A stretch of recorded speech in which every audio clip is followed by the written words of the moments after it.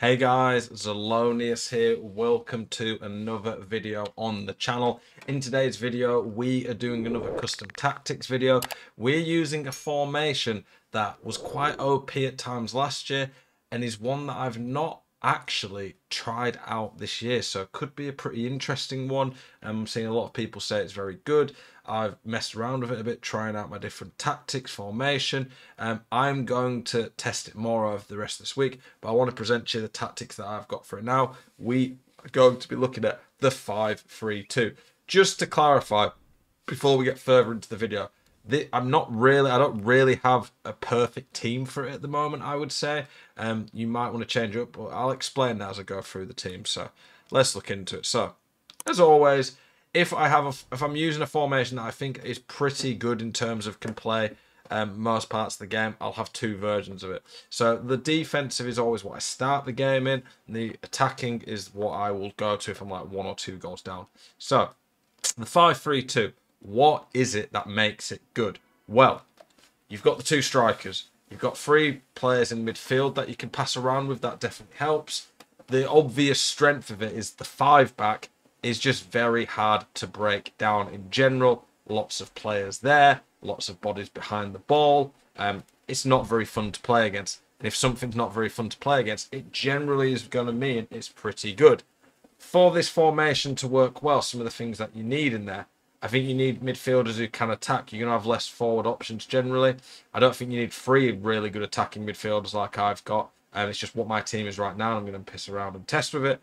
I think whipped pass at wing back, I don't think it's essential, but I think it'll make a big difference. If you have wing backs constantly making overlaps, who your opponent has to mark, because it's one of these with the whipped pass, you can literally have nothing on, randomly cross it in, and at times it will just give you a free goal, basically. Are you sick to death of getting out-teamed on FC24? Want that God squad you've always been dreaming of? Check out iggm.com today. The best and most reliable place to get coins for your ultimate team. Use the link in the description and code ZEL at checkout for a 5% discount. Check out iggm.com today. So it's that good that you can't just let someone constantly spam whipped crosses in, because eventually one will lead to a goal. So if you have whipped pass on your wing backs, that will really help. The centre backs, it doesn't really matter too much. For the strikers, pace. I like having options like the finesse to hit shots from deep. Things like that are pretty damn useful. I think the outside centre mids definitely can be more attackers like strikers, but I think more box-to-box midfielders are probably better. But this is just what I've got right now for the team. The weaknesses of this formation, it can get counter-attacked. You're thinking, well, Zell, it's got 5 at the back. The problem is that for this formation to work, you do have to attack, do have to use some width. And when you use that width, you can get attacked down the wings. I've lowered the width of the formation to try and make it so that we don't get exposed too much. But yeah, I think this formation, generally speaking, is very good. And now we've got more players who can do whip passes, more midfielders who can hit shots from deep, things like that, more options. I think this formation has opened up a bit. In terms of the tactics, I normally this year tend to start most formations in 40 width. I'm playing at 20 width in this to try and make it very narrow. It's naturally quite a wide formation when it comes to defending, because you've got 5 defenders. I want the team to be very close together if I lose the ball, because when I lose the ball, my wing backs could be out of position, and I don't want one of my centre backs going almost out to left back and then in turn leaving massive gaps through the middle for people, because that can happen and cause a lot of issues. So really low width, very compact, very hard to break down. The depth, you could up it a bit to press a bit more, but I've got it, so it will press a bit, but it's not going to be too aggressive. I don't want this formation really pulling players out of shape. That's not what it's about. It's about being hard to break down. 50 width, I've left it on that. You could up it if you think you're struggling to get width out of the formation. Every formation on this game, you need to be getting some width out of. If you don't, you are going to make yourself a lot easier to play against. Players in box 6, don't think that really matters too much as long as it's not on 10 or 1. In terms of the instructions, I've left the strikers on default except for one of them. The faster one is going to be on stay forward. I want at least one to be an outlet that I can go to when I win the ball back. That's going to be my fastest player in this team. That's Kylian Mbappe. For my midfielders, I've got them all on cover centre. The wing should be covered. You should, if your fullback, wingbacks are out of position, switch to a midfielder to cover that though. I've left them on default. The middle CDM, I think they are. I think they come under as a CDM in this. No, it might be. I think it is actually a centre mid. But anyway, I would put them on cut passing lanes and cover centre as well. The others, I don't think it really matters in particular. No, they must be a CDM because these don't have the defensive behaviour like. So yeah, they are a CDM.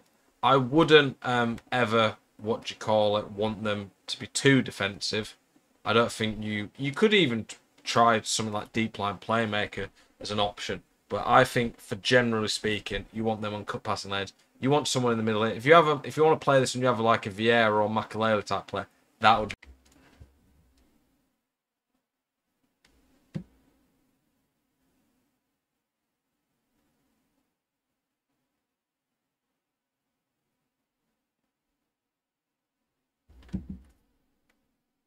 In terms of the defence, it's default for the centre backs. You'll know what I'm on about there. That you just don't need to change anything for centre backs. Centre backs is pretty standard.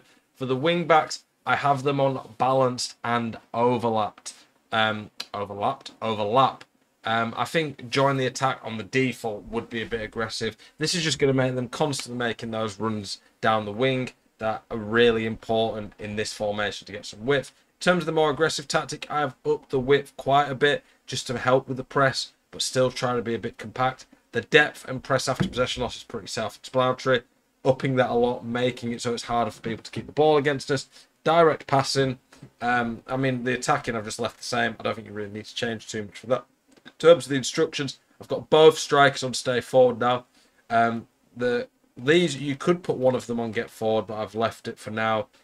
Everything else is the exact same, except for I've put join the attack on the wing backs to make them much more aggressive.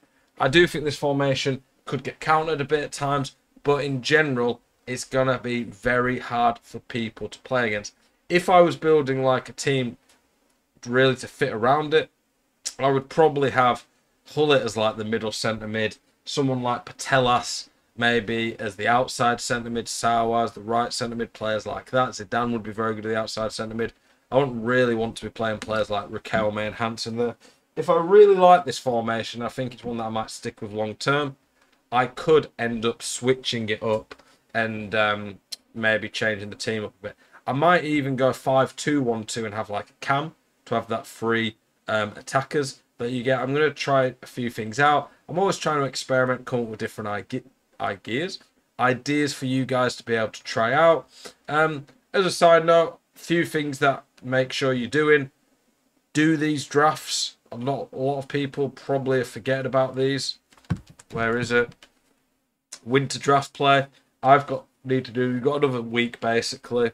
The win isn't too big a deal. The one that you really need to make sure you do though is play 4 drafts. Xavi Simons, not that big a deal, but an 87 Mar, an 88 David. Not that I'm saying you'll necessarily use these cards, but you probably definitely use them in SBCs. It's pretty good fodder for the sake of 1 or 2 drafts. Keep up with your objectives.